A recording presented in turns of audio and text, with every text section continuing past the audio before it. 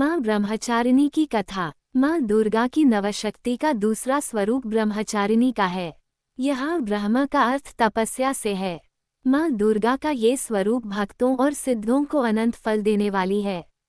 इनकी उपासना से तप, त्याग, वैराग्य, सदाचार और संयम की वृद्धि होती है। ब्रह्मचारिणी का अर्थ तप की चारिणी यानी तप का आचरण करने वाली। देवी का ये रूप पूर्ण ज्योतिर्मय और अत्यंत भव्य है। इस देवी के दाएं हाथ में जप की माला है और बाएं हाथ में ये कमंडल धारण किए हैं और श्वेत वस्त्र पहनती हैं। माँ ब्रह्मचारिणी देवी की कृपा से सर्व सिद्धि प्राप्त होती है। दुर्गा पूजा के दूसरे दिन देवी के इसी स्वरूप की उपासना की जाती है। ब्रह्मचारिणी माँ की उपासना एवं आराधना करने से भक्तों को अनेक प्रकार की सिद्धि प्राप्त होती हैं, जैसे तप, त्याग, वैराग्य, सदाचार इत्यादि की वृद्धि होती है। इनकी कृपा से भक्तों को सर्वत्र विजय की प्राप्ति होती है एवं जीवन की अनेक प्रकार की परेशानियां भी समाप्त हो जाती हैं। इनकी पूजा के दिन साधक का मन स्वाधिष्ठान चक्र में स्थित होता है। माँ ब्रह्मचारिणी की कथा इस प्रकार है। पूर्वजन्म में इस देवी ने हिमालय के घर पुत्री रूप में जन्म लिया था और देवर्षि नारद जी के उपदेश से भगवान शंकर को पति रूप में प्राप्त करने के लिए घोर तपस्या की थी।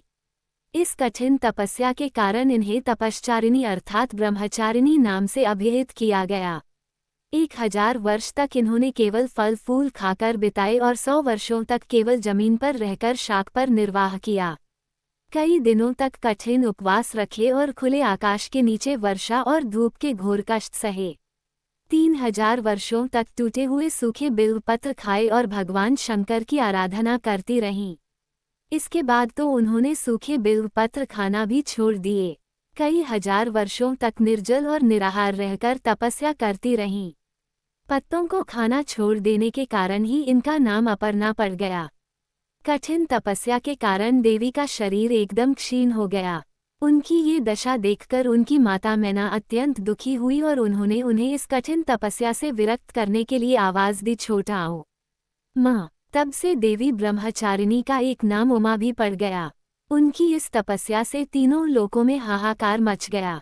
देवता, ऋषि, सिद्धगण, मुनि सभी ने ब्रह्मचारिणी की तपस्या को अप्रोक्ष पुण्य कार्य बताए और आचार्य बनाए।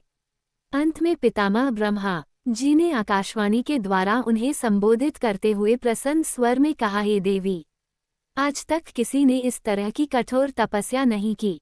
ये तुम्ही से ही संभव थी। तुम्हारी मनोकामना परिपूर्ण होगी और भगवान चंद्रमौली शिवजी तुम्हें पति रूप में प्राप्त होंगे। अब तपस्या छोड़कर घर लौट जाओ। जल्द ही तुम्हारे पिता तुम्हें बुलाने आ रहे हैं।